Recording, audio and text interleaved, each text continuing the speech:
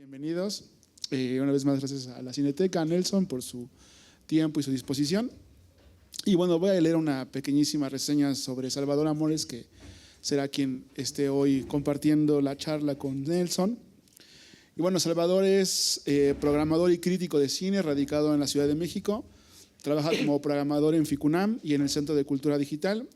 Antes ha sido parte del comité de selección Open City Documentary Festival London del 21 al 24 y ha curado programas para la misma Cineteca Nacional, para el Instituto Francés de América Latina, para el Círculo de Bellas Artes en Madrid y el Pabellón de México en la Muestra Internacional de Arquitectura, la Bienal de Venecia 2023.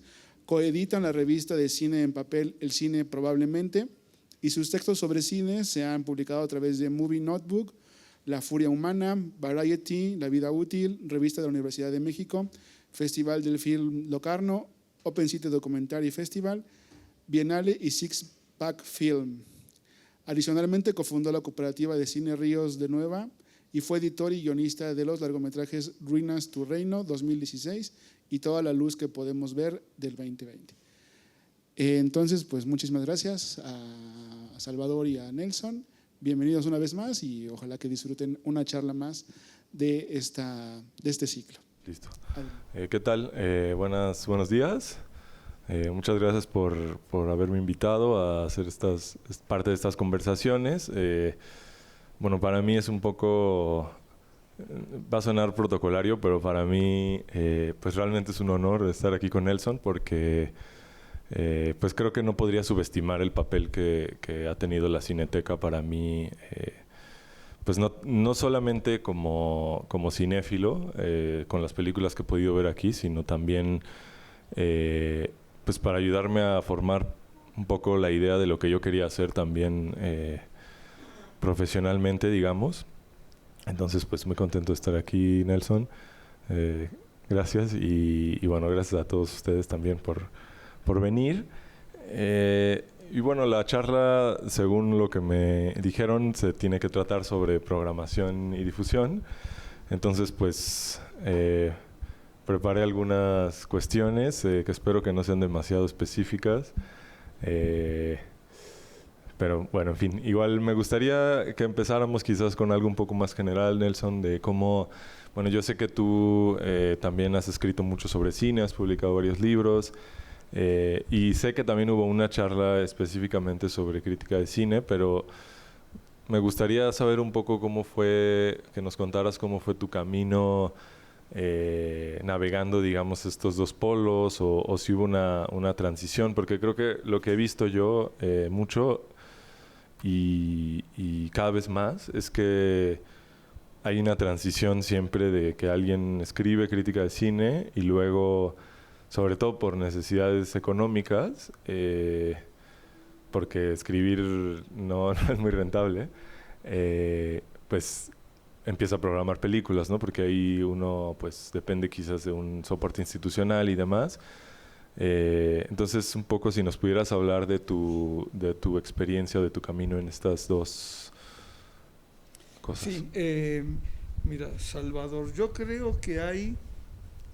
yo lo he dicho, ya hay, creo que la cinefilia, la crítica y la programación son como variantes casi de lo mismo, ¿no?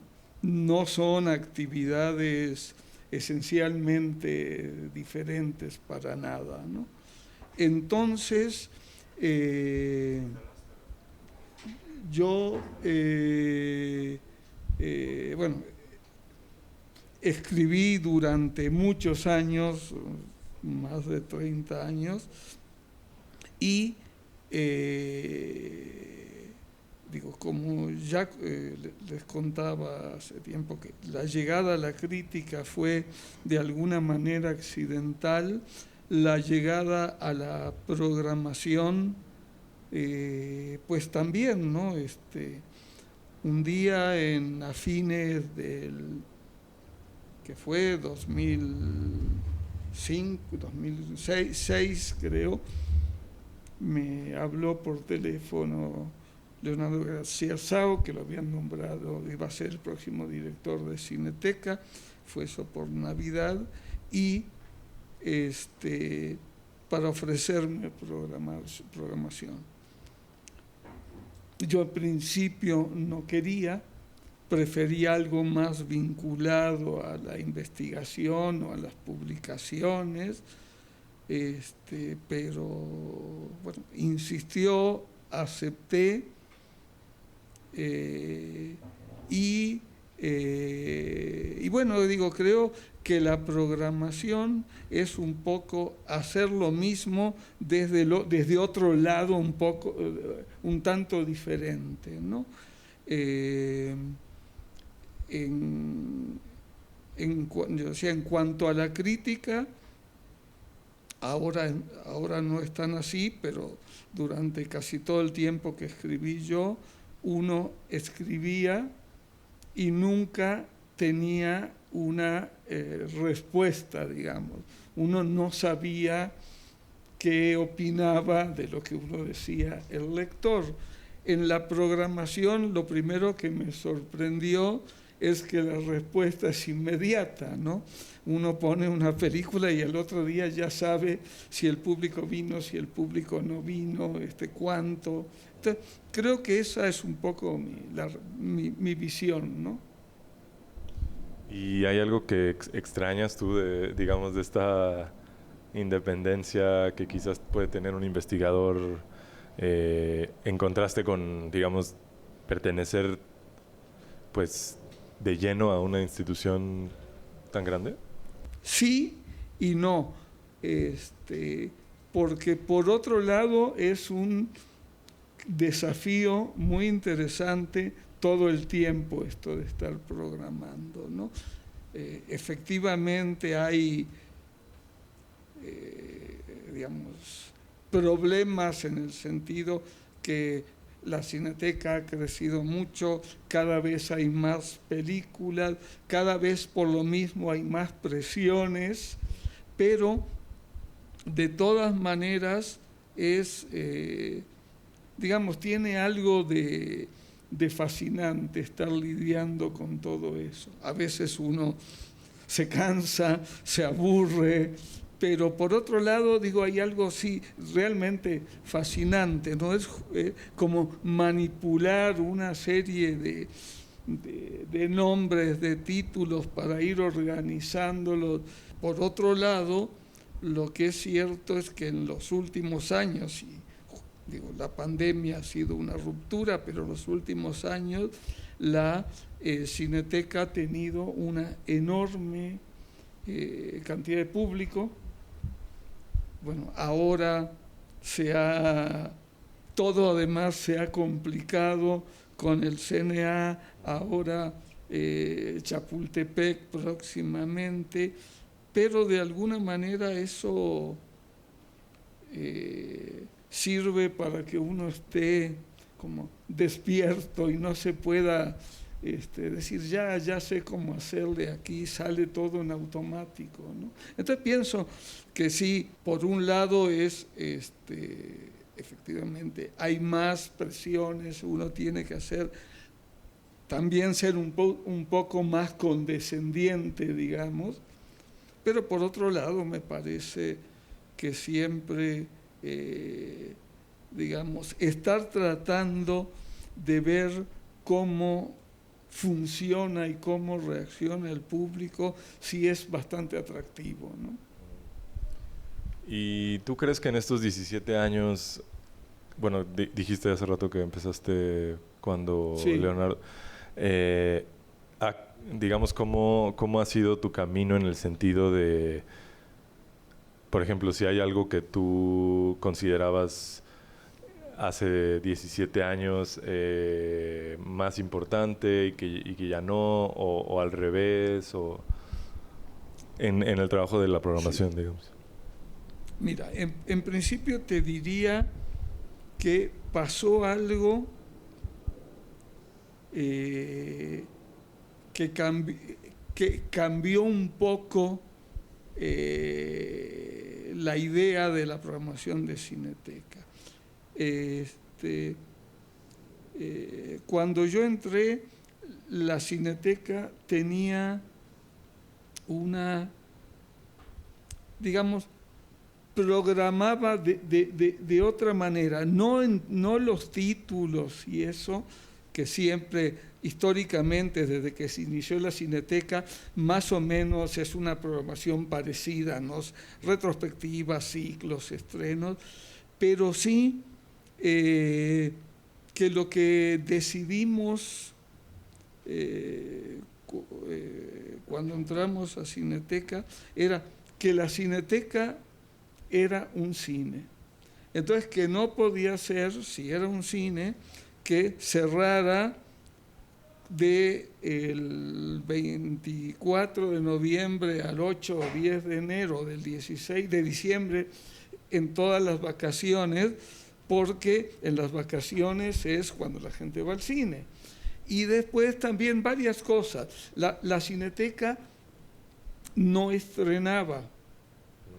La Cineteca solamente pasaba películas, salvo algunas chiquitas o algo así, pero si no, después que salían de la corrida comercial. Y entonces empezamos a estrenar películas, tuvimos conflictos con algunos exhibidores sobre todo, y eso empezó a cambiar un poco el panorama. Y ahora, ¿qué pasa? Que por un lado hay una programación que va dirigida a un público muy amplio, que no es exactamente el cine que a mí me parece, digamos, el más importante, pero es un cine que tiene un público y que en muchos casos no tiene una buena exhibición fuera. Entonces, la idea fue como fijar una línea entre lo que se exhibe en Cineteca y lo que no se exhibe. Esa línea es fluctuante, ¿no? Muy fluctuante, depende. Y hay casos, como por ejemplo, en este momento, Mi amigo el robot. Bueno, fue un éxito fuera, es una película que entra dentro, digamos, del criterio de exhibición de Cineteca, pero que nos funciona sobre todo en términos económicos, que eso también es muy importante, ¿no? Es decir, en este momento hay, aparte digamos, de la difusión del cine de calidad, todo eso, hay una cierta necesidad, digamos, económica, de que las salas grandes tengan una buena cantidad de público, ¿no? Entonces, ese juego, eso creo que es lo que más ha cambiado de repente. Al principio, cuando yo entré, la Cineteca no dependía tanto de su público. Tenía, creo que el primer año que yo programé, en el año se hicieron 400.000 boletos, se vendieron. En el 2013 fueron 1.300.000, o sea, fue tres veces más. Entonces, por un lado, el éxito también hace que el dinero juegue un papel importante, porque bueno, después se abrió, se puso el laboratorio de restauración, se hizo se empezaron a restaurar películas y todo, digamos, todo eso fundamentalmente consume dinero, ¿no? Y el dinero sale de la exhibición. Entonces, de alguna manera hay que conciliar, digamos, lo económico con lo artístico, por decirlo de alguna manera, ¿no? Y ahí, por ejemplo, ¿cómo entra, digamos, tu... Bueno, yo creo que a lo largo de este tiempo que he venido a la Cineteca he logrado identificar algunas pues cosas que creo que te gustan o que se repiten en la Cineteca, digamos. Como, no sé, el tercer cine latinoamericano, ha habido varias retrospectivas en ese, como en esa línea, o el cine de Europa del Este también.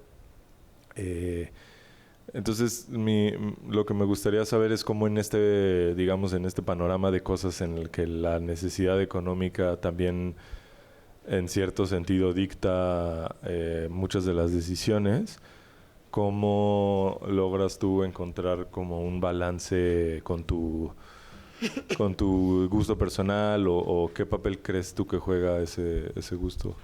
Bueno, mira, yo siento que el gusto personal es fundamental, sobre todo en el sentido de programar lo que yo considero que se debe programar. No necesariamente que todo me guste a mí de la misma manera, pero sí de programar lo que yo considero que se debe programar. Entonces hay, digamos,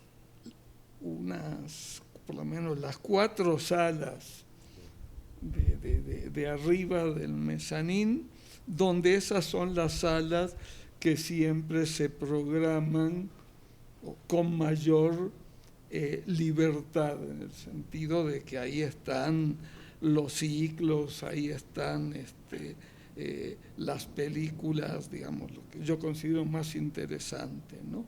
Y entonces las 3 salas grandes, de alguna manera nos ayudan a financiar el resto. Entonces ahí podemos ser, digamos, podemos jugar con mayor libertad. Yo te decía ahora el caso de mi amigo el robot, pero digo, te podría decir también cuando pasamos Joker, ¿no?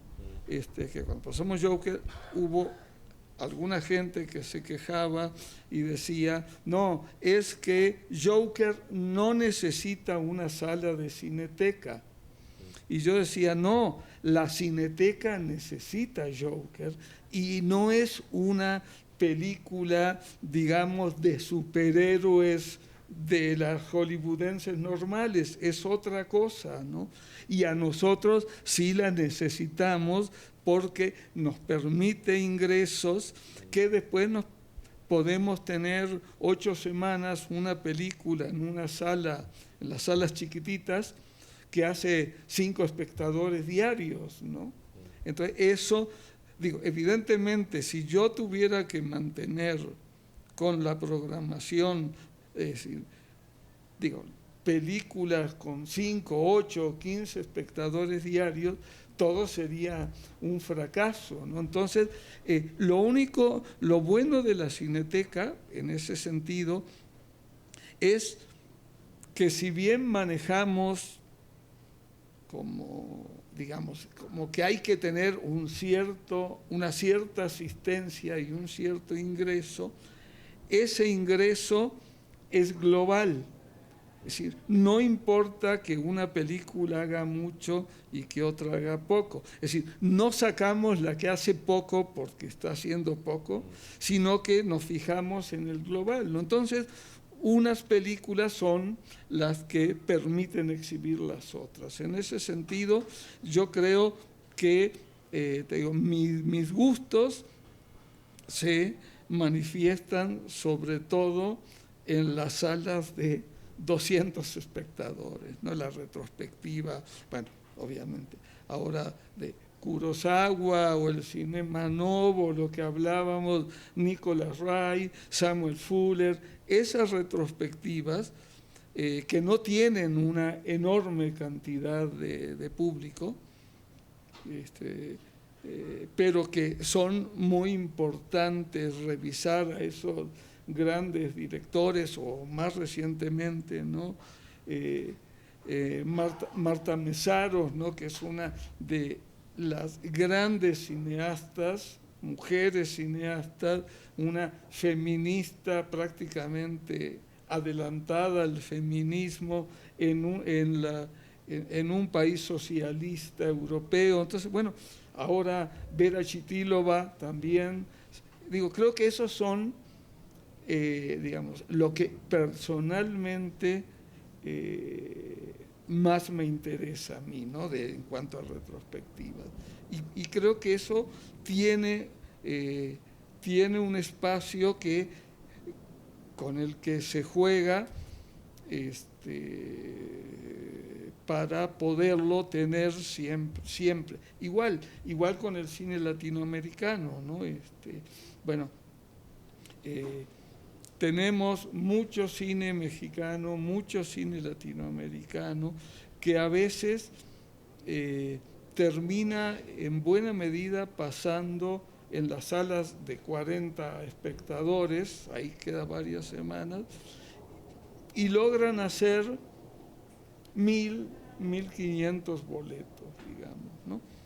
Que no importa en términos económicos de producción cinematográfica, pero sí permite que todos los que querían ver esa película tuvieron la oportunidad de verla, que es a mí una cosa que siempre me preocupa mucho, ¿no? En esta ciudad, que es muy complicado ir y venir y uno tiene muchas cosas que hacer, es decir, si una película está, aunque tenga, digamos, 5 funciones diarias, pero está 2 semanas, el público no puede venir muchas veces. Entonces, por eso fue la idea de que muchas películas tengan solo una función diaria, pero estén 6 o 8 semanas, ¿no? En 8 semanas, el que no vino a ver una película es porque no le interesaba mucho, ¿no? Exacto. Oye, en este espacio, digamos, en el que conviven estas películas tipo Joker y películas, no sé, como por ejemplo la de música que está ahorita. Sí. ¿Cómo es para ti pensar que, bueno, por ejemplo, por ponerte un ejemplo de un cineasta que creo que creo que te gusta, porque yo he visto muchas veces aquí y descubrí también aquí, es Manuel de Oliveira, que creo que es un cineasta, bueno, de Portugal, que es muy demandante, y son películas muy difíciles pues no sé si de soportar, pero no a todo el mundo le gustan, ¿no? Entonces, ¿no crees, por ejemplo, o sea, no sé qué piensas tú de esto, pero si un cine de pronto pone, o digamos que acostumbra a cierto tipo de películas a sus espectadores, de pronto si alguien hiciera una retrospectiva de Straub o algo así, como muy, que digamos que requiere cierta información, ¿cómo acercarías, digamos, esa información? ¿O te preocupa eso? ¿O cómo te acercas a esa brecha? Bueno, sí me preocupa. No sé exactamente cómo resolver eso, sobre todo porque el público cambió de una manera muy notable después de la pandemia, ¿no? Es decir, digamos, antes de la pandemia, una película, digamos, de corte cineteca, pequeña, podía llegar a ser hasta a veces 8.000 espectadores, ¿no? Ahora hace la misma película, ahora haría como 3 veces menos, ¿no? Entonces, sí hay una, digamos, crisis de cinéfilos. ¿Cómo resolverla? Todavía no, es decir, no entiendo, pero creo que pasa en todo el mundo, ha bajado la asistencia, mucho la asistencia al cine, y hay un público joven que está viniendo mucho, pero que viene sobre todo a ver ciertas películas que generalmente son las películas más grandes, digamos. Mi amigo el robot en Cineteca hizo 80.000 espectadores. Creo que ya más, creo que llevamos más de 90.000. Es una cantidad enorme. Claro, lamentablemente esos 90.000 no vienen ni a ver música, ni a ver teorema de tiempo, ¿no? ¿Cómo hacer? No para que vinieran los 80.000, pero para que una buena parte de esos vinieran a ver esas otras películas. En este momento es un tema porque además buena parte del público muy joven que está viniendo es un público que vivió toda la pandemia encerrado, y entonces es un público, yo no quiero decir mal educado, sino deseducado, ¿no? Entonces, que llega muy tarde, que llega con sus celulares encendidos, que ve la película todo el tiempo mandando mensajes. Entonces, bueno, también es cómo educar a ese público, ¿no? Ese es un tema que creo que es el tema en este momento, ¿no? Porque nos lo estamos planteando, digo, no solo en términos de programación, sino en términos de cómo manejar al público. Porque no es un público, es decir, en general es un público, digamos, que si tú le dices, por favor, apaga el celular que la luz molesta, lo apaga, ¿no? Si le dices, por favor, no hables, se callan, pero están acostumbrados a ver cine en la sala de su casa, ¿no? Hay cosas que a mí me asombran porque no las entiendo. Ayer estaba viendo Ran, en el ciclo de Kurosawa, y adelante mío había una pareja.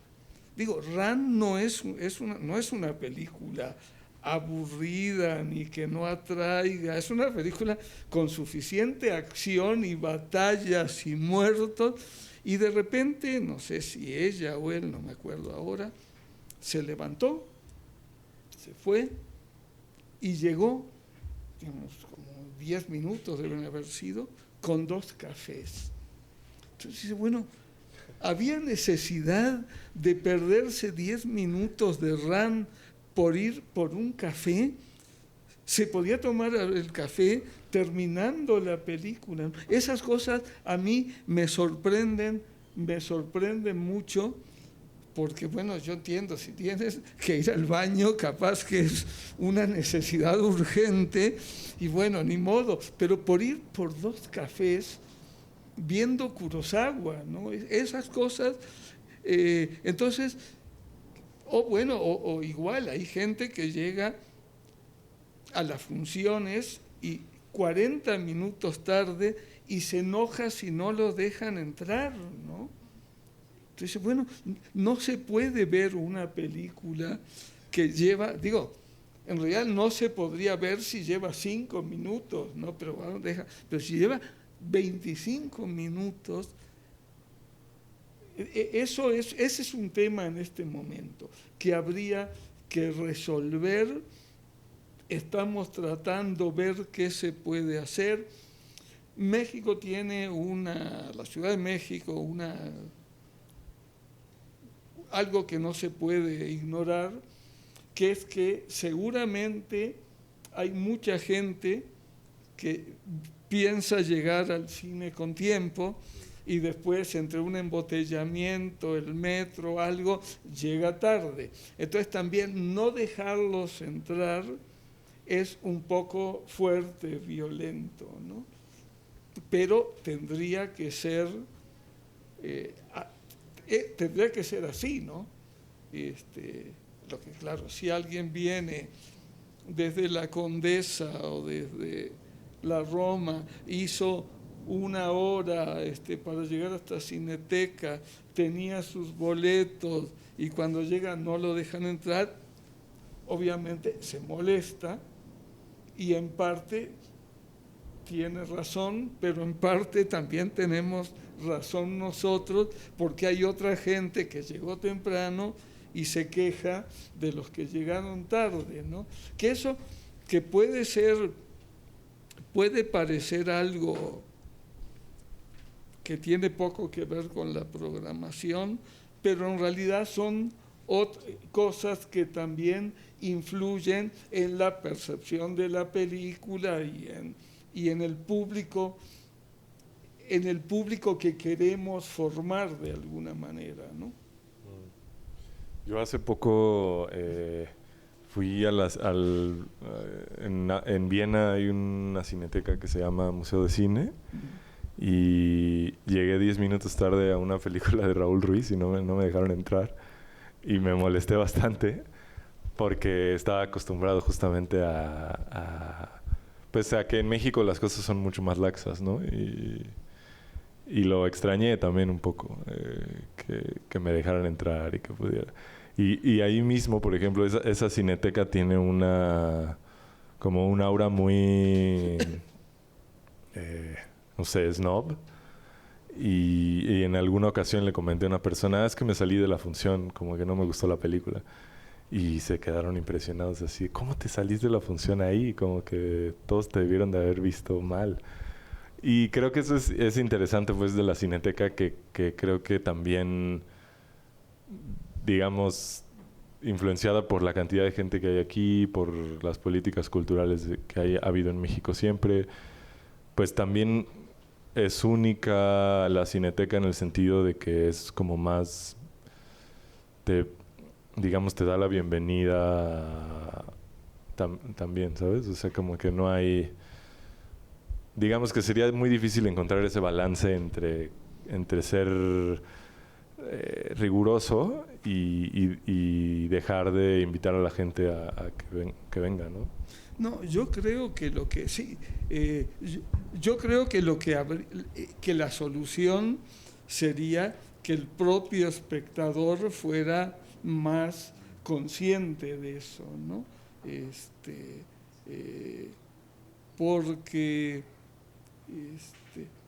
Porque como yo decía, no es un problema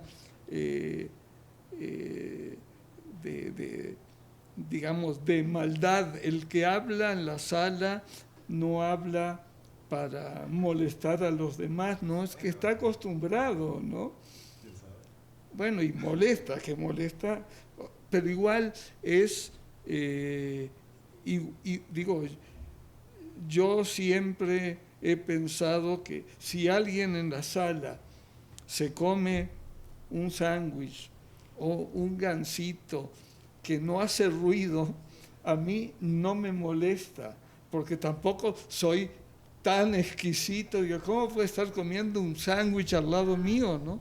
Pero claro, si está sorbiendo el ice o revolviendo la caja de palomitas, eso es insoportable, ¿no? Sobre todo para películas que requieren una cierta concentración, ¿no? O peor, digo, ya ahora creo que ya no estamos vendiendo, porque esa fue mi oposición, cuando se vendían nachos, que huele. No, es que huele. El olor en una sala de cine, en un restaurante está perfecto, que la comida, al contrario, uno quiere que la comida huela, pero en una sala de cine, que haya olor a salsa picante, es muy molesto, ¿no? Es muy molesto. Digo, yo sé que en ese sentido soy bastante intolerante, a veces no tengo más remedio que aguantarme, pero sé que tengo razón en eso, ¿no? Digo, bueno, uno está... Ahora, lo peor es que el público no es solo el público de cine, ya es el público de espectáculos en general que se comporta así. Porque antes conciertos o danza o teatro donde había representación en vivo, digamos, el público era mucho más respetuoso, digamos, porque molestas a los que están actuando, ¿no? Ahora sí, me ha tocado en la Covarrubias ir a ver danza, igual llegan 25 minutos tarde con sus celulares buscando su lugar, ¿no? Entonces, ese es un tema, digo, que yo creo que habría que buscar cómo educar al público. El otro día hablábamos aquí algo que yo creo que ya la educación, digamos, para visual o para artes escénicas o eso, tendría que estar ya desde la educación primaria, como para que, digo, los niños también, desde niños fueran educándose para cómo comportarse en una sala de teatro, en una sala de cine, que no es lo mismo que el parque, ¿no? Bueno, eso me parece que es importante, ¿no? Bueno, yo creo que los únicos lugares en donde la gente, bueno, hay como cierto código, digamos, espacial, es en un museo, ¿no? Y creo que ahí, no sé cómo la Cineteca, pues como que negocie con esta... Porque hace rato tú dijiste una frase que era que empezaron a entender a la Cineteca como un cine. Y eso yo me imaginé que era entenderlo como un cine y no como un museo. Y entonces ahí creo que hay una cuestión muy interesante. Sí, sin duda. Y yo cuando discutimos cosas, digamos, económicas o de cantidad de gente, yo siempre insisto mucho en eso, ¿no? La Cineteca es más parecida a un museo que a un cine comercial, o tendría que ser, efectivamente, tanto por cómo se comporta el público, como por qué se espera de la institución. Es decir, los museos no son en principio comerciales. Capaz que algunas exposiciones funcionan muy bien, pero no son instituciones, digamos, o empresas comerciales, ¿no? Bueno, la Cineteca tampoco, ¿no? Y yo cuando me refería que éramos un cine, me refería más bien a que antes se trabajaba con un criterio más de digamos, como de burócrata, ¿no? Es decir, las vacaciones, digo, que la UNAM sigue trabajando así, ¿no? La UNAM cierra cada vez que hay vacaciones todo.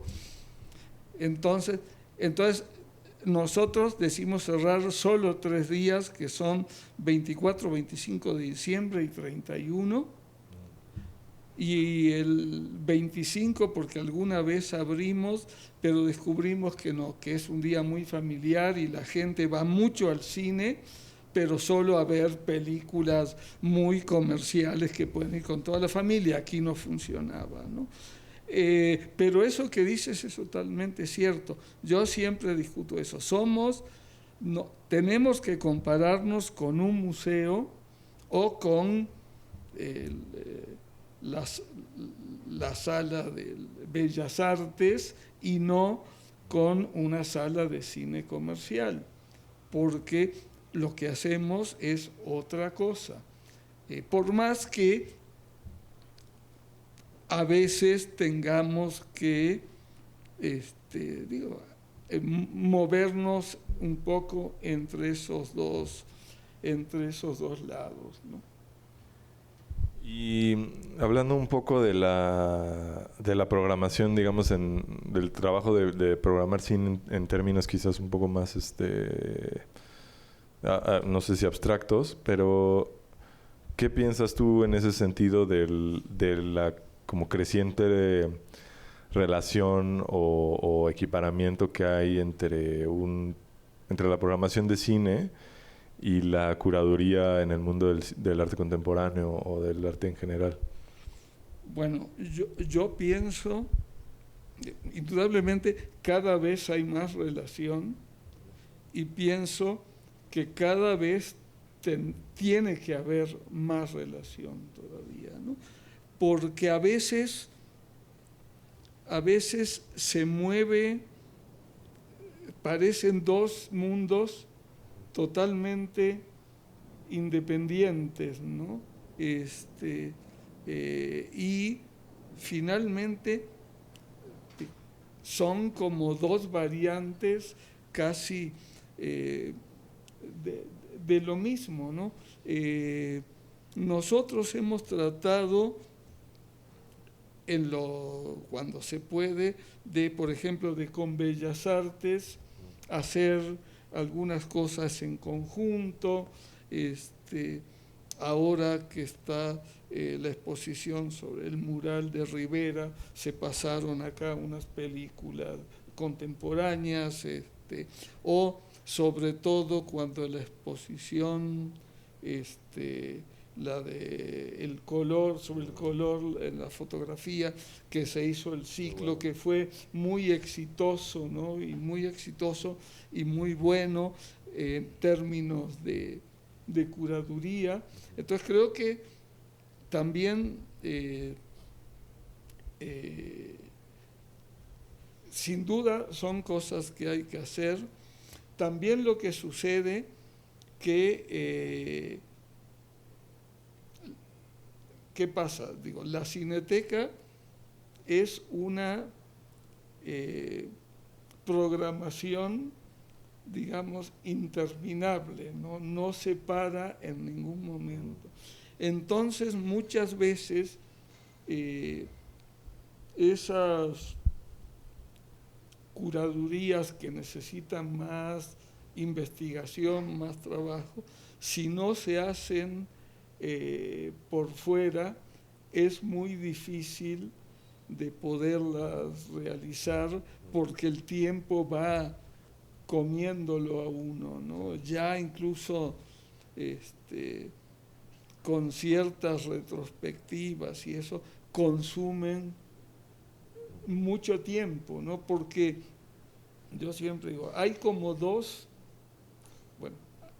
hay una programación que es como la carta a los Reyes Magos, ¿no? Que uno dice, quiero esto, claro, pero esto no está en ningún lado, uno después tiene que buscarlo.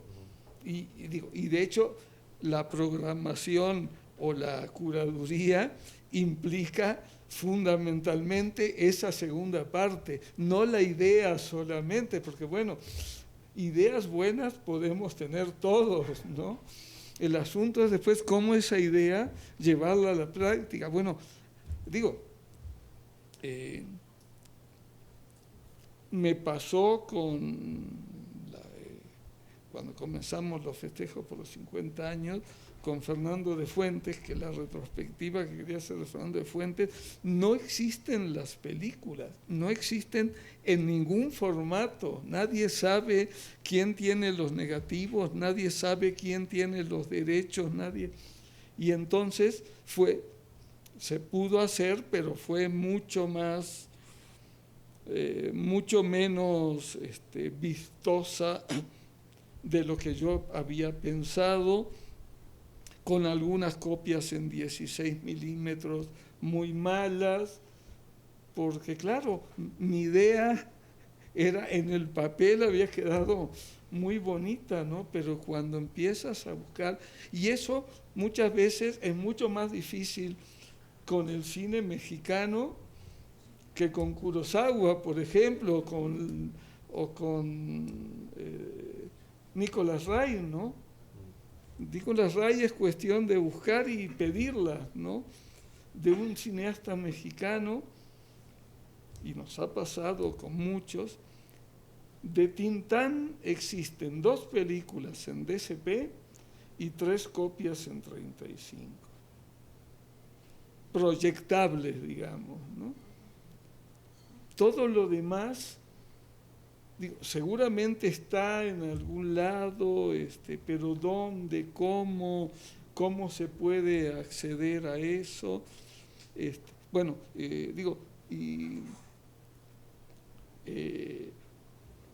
y volviendo a lo que decías de la curaduría, por ejemplo, hay todo un campo que no hemos abordado demasiado, aunque en algunas ocasiones sí, que es todo lo que tiene que ver con el cine, digamos, más experimental, porque también muchas veces, es decir, programar eso lleva sobre todo mucho más tiempo, ¿no? De andar buscando, rastreando, y eso lo hemos trabajado sobre todo más que nada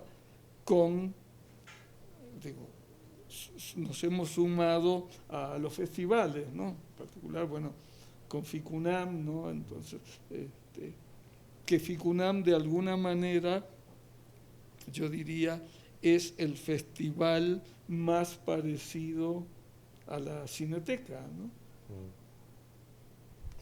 Bueno, y eso que dices de los cineastas mexicanos justo nos pasó en FICUNAM con la retrospectiva de Paul Leduc, que también pues había muchas películas que no se consiguieron, y eso que teníamos la ayuda ahí de la familia de Paul Leduc y muchas otras que por ejemplo hizo para la televisión o ¿no? Reportajes o cosas así, que se digitalizaron por primera vez para exhibirse en la retrospectiva.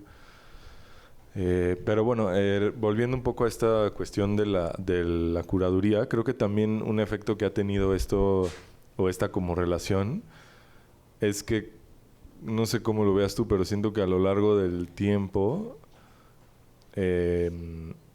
los cinéfilos y los críticos ya ven también a los programadores como un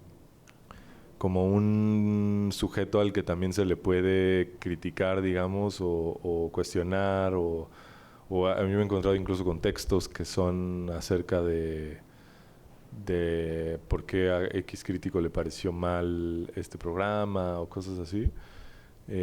Y no sé, me imagino que eso, o no sé si eso sí era algo que sucedía antes, ¿no? Que quizás el programador estaba como un poco más escondido o era una suerte de figura, pues no sé, como la de Henri Langlois, ¿no? Para los cinéfilos franceses, que creo que era un poco incuestionable.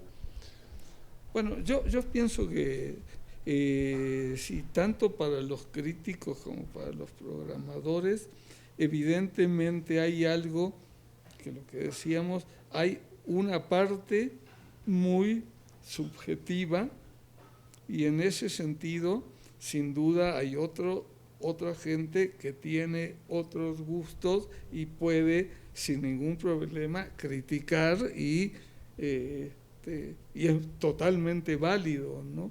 Es decir, uno no puede pretender que tiene la verdad absoluta, que esto es así porque yo lo digo. No, hay muchas otras posibilidades. Qué bueno además que las hay.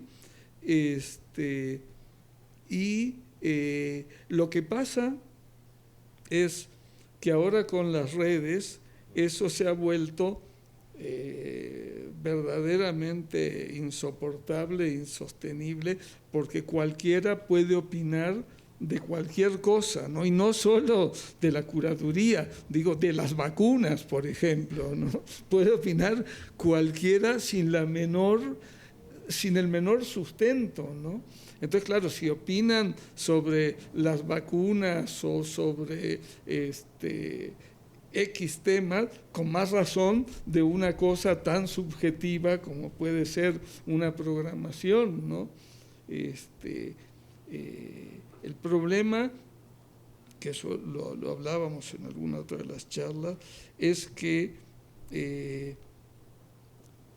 las redes que han democratizado muchas cosas también han democratizado la ignorancia y la impunidad para decir cualquier cosa, ¿no?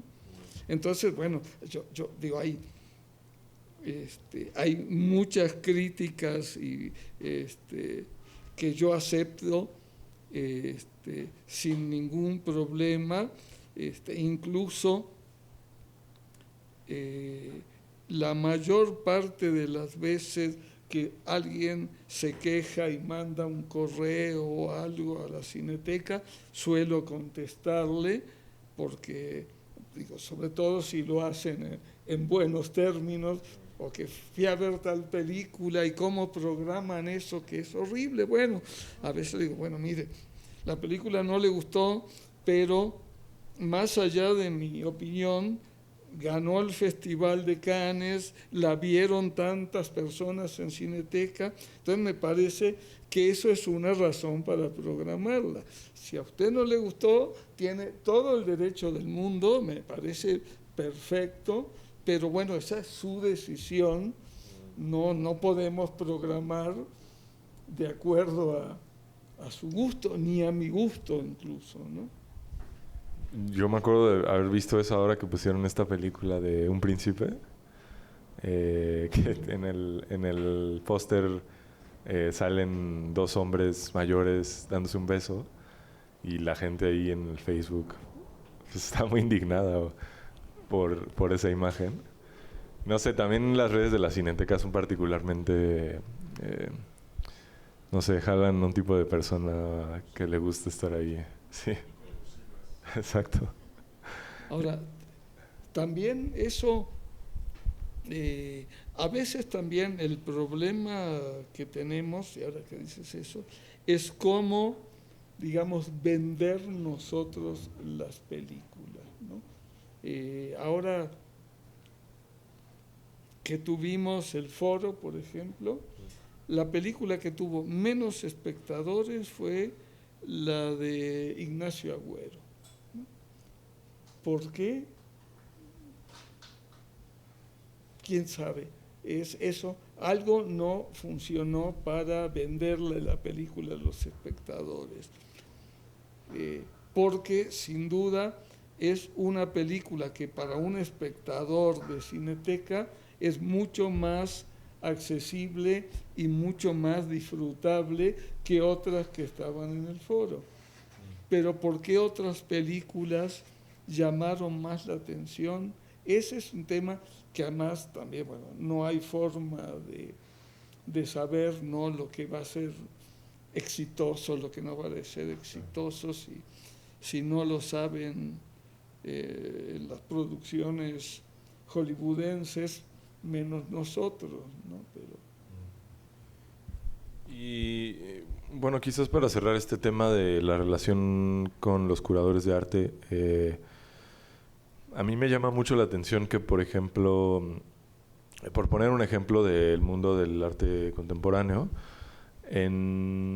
hay una exposición muy famosa que se hizo en Suiza en los años 70, creo, que se llamaba Cuando la actitud se convierte en forma.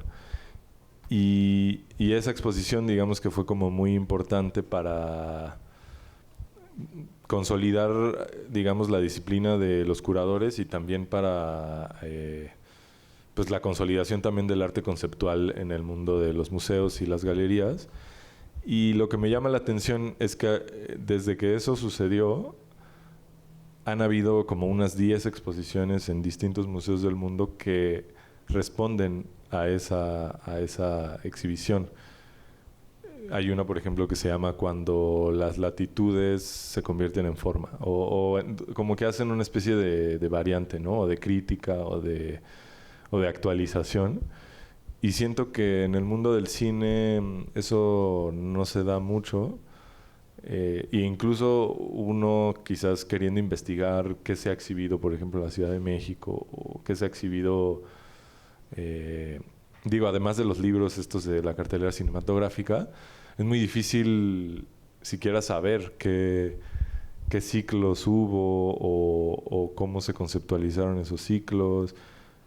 Esto lo digo en el sentido de que siento que no hay como una historia de esta práctica, digamos, de programar cine. No solo en México, ¿no? Sino en general. Y no sé si para ti eso, digamos, es algo importante, y también, bueno, preguntarte eso por una parte, y también si para ti ha habido, por ejemplo, algún ciclo o alguna manera de presentar las películas que tú viste como espectador y que te sorprendió, no tanto por las películas en sí, sino por la manera de agruparlas o de presentarlas. Bueno, mira, tradicionalmente, digamos, efectivamente los ciclos, las cinetecas y cinematecas han programado sobre todo ciclos siguiendo la teoría del autor, ¿no? La mayor parte de los ciclos son o ciclos de directores, digamos, importantes, o ciclos de ciertas cinematografías.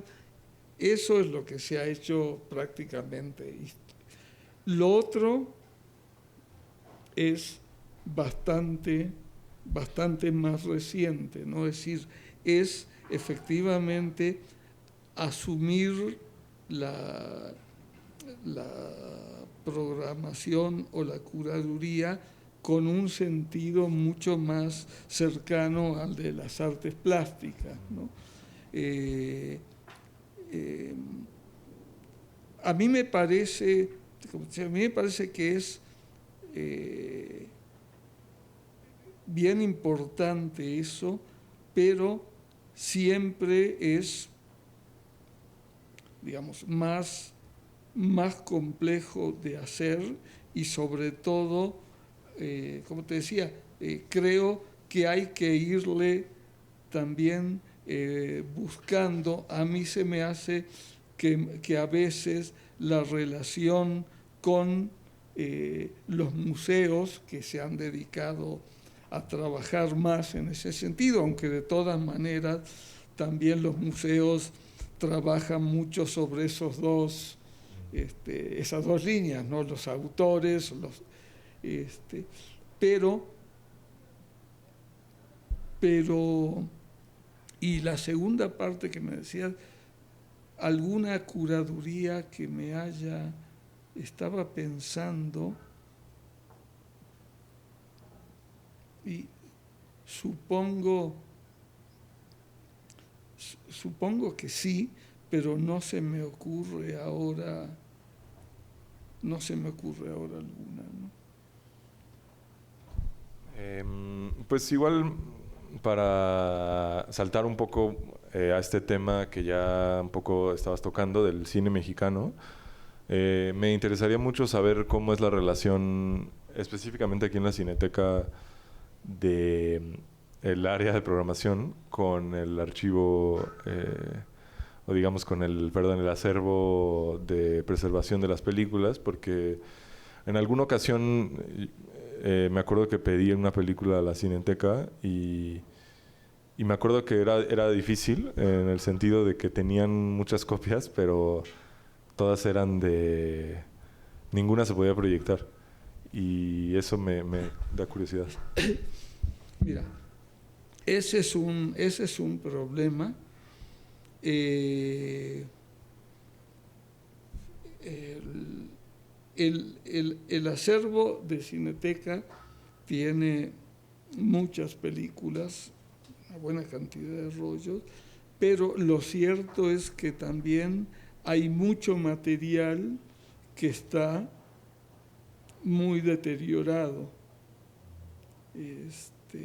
Sobre todo lo que son copias en 35, 16, mucho está en muy mal estado, ¿no? De hecho, el problema fundamental es que durante muchos años el material estuvo, aunque estuviera depositado en la Cineteca durante muchos años, nadie se preocupó por los materiales hasta que apareció toda la tecnología digital, los DVD, la plataforma, que todos los dueños de las películas descubrieron que ahí había un negocio, ¿no? Ahora, tú lo que decías de Leduc me parece muy sintomático. Cuando se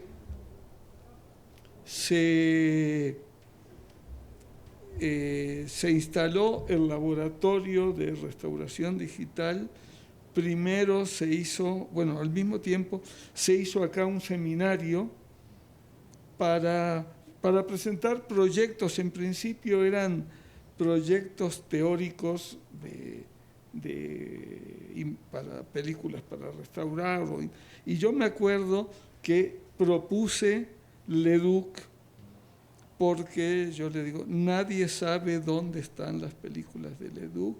Y todos me dijeron, no, Berta, no, nadie sabe bien dónde están las películas de Leduc.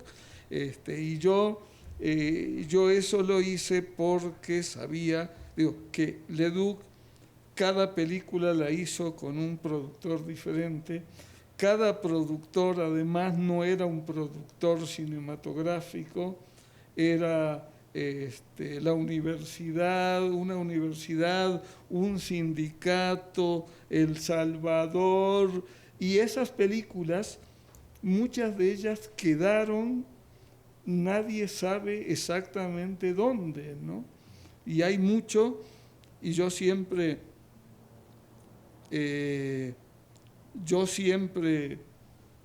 cuento, porque en el año 70, y debe haber sido 78, 79,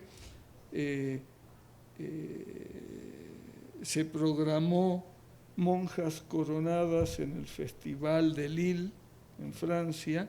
Yo trabajaba en ese momento para el Festival de Lille y la tuve que ir a buscar a la UTEC, que era quien la había producido, y conseguir la copia me llevó un montón de tiempo y trámites, y la llevé, y regresando, yo estaba además trabajando en la Filmoteca en ese momento, y regresando de Lille, la llevé a la Filmoteca para que le hicieran una copia y la guardaran ahí, y esa ahí quedó. Pero ahora después, cuando estaban haciendo toda la investigación, Valentina, Israel Rodríguez y eso, yo les estuve por ahí tratando de echar una mano, pero por ejemplo todo el material que estaba que hizo la UTEC, nadie sabe dónde están, en todo lo que dicen que en cine no tienen nada, pero en algún lado debe estar guardado todo ese material, ¿no? Entonces, sí, si es preocupante el cine de los años 30, por eso iba, es más preocupante el cine reciente, porque dentro de 40 años nadie va a tener, si ahora no se sabe. Cuando hicimos la retrospectiva aquí de Hermosillo, nunca conseguimos Confidencias, porque Confidencias la filmó en 16 milímetros, y la iban a mandar a un festival por parte de IMCINE, la mandaron a un laboratorio para hacer el blow-up a 35 milímetros, creo que hubo un cambio en IMCINE, nadie sabe dónde quedó ese ese material. Y lo único que pudimos conseguir para pasar en la retrospectiva fue un Betacam o algo así de canal 20, que tenía canal 22, que tenía la calidad, en el mejor de los casos, de un DVD, ¿no? Entonces, así, y eso es, así está la mayor parte.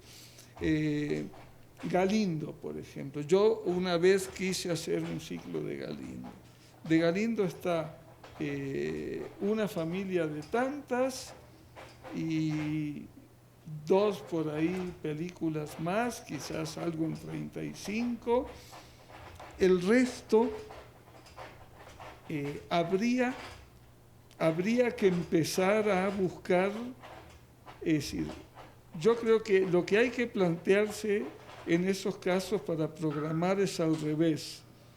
Vamos a hacer primero la restauración de toda la obra de este cineasta o de esta época y después lo programamos, porque es un trabajo de casi desde cero, ¿no? Digo, de Gabaldón hay unas cuantas copias, del Indio Fernández hay algunas cuantas, y de 2 o 3 más, ¿no? Pero de los demás, la situación es bastante mala, porque de algunas Cineteca tiene negativos que están en buen estado o tiene alguna copia que se puede utilizar, pero de la mayor parte, digamos, de los